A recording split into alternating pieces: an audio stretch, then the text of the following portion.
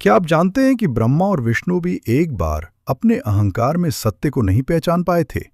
आज की यह कथा उसी रहस्य को उजागर करती है, जहां स्वयं महादेव ने अपने अनंत स्वरूप का परिचय दिया। नमस्कार मित्रों, आज हम शिव पुराण के विद्येश्वर संहिता के अध्याय 4 की पावन कथा सुनेंगे।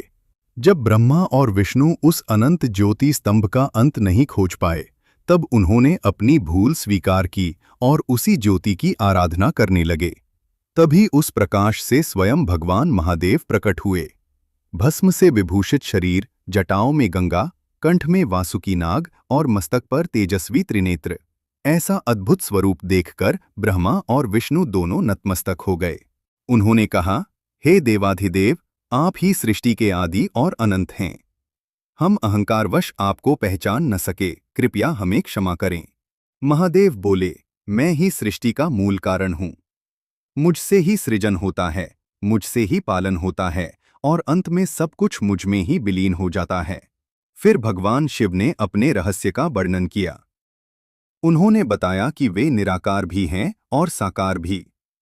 लिंग रूप संपूर्ण ब्रह्मांड का प्रतीक है, जिसमें सृष्टि की उत्पत्ति, स्थिति और संहार तीनों समाहित हैं। जो भक्त श्रद्धा से शिवलिंग की पूजा करता है, वह मुझे ही प्राप्त करता है।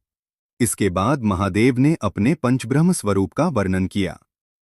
ईशान, जो ज्ञान देता है, तत्पुरुष, जो धर्म का मार्ग दिखाता है, अघोर, जो भय का नाश करता है, वामदेव, जो सृष्टि की रचना करता है, और सद्योजात, जो करुणा और रक्षा का स्वरूप है।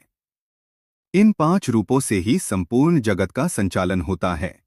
भगवान शिव ने आगे कहा, जो मनुष्य श्रद्धा से मेरा स्मरण करता है, उसके पाप नष्ट हो जाते हैं।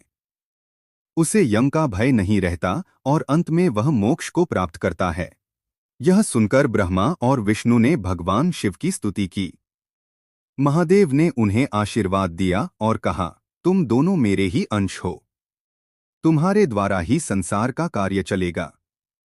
और जो इस कथा को भक्ति से सुनेगा, उसे ज्ञान और शांति की प्राप्ति होगी। इसी के साथ यह अध्याय पूर्ण होता है। मित्रों, यह कथा हमें सिखाती है कि अहंकार चाहे कितना भी बड़ा हो, शिव के सामने सब विनम्र हो जाता है।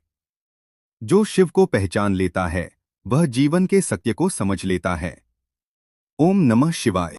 अगर आपके मन में भी शिव के प्रति श्रद्धा जागी हो, तो कमेंट में हर हर महादेव जरूर लिखिए। वीडियो को लाइक करें और शिव पुराण की अगली कथा के लिए चैनल को सब्सक्राइब करें। हर हर महादेव।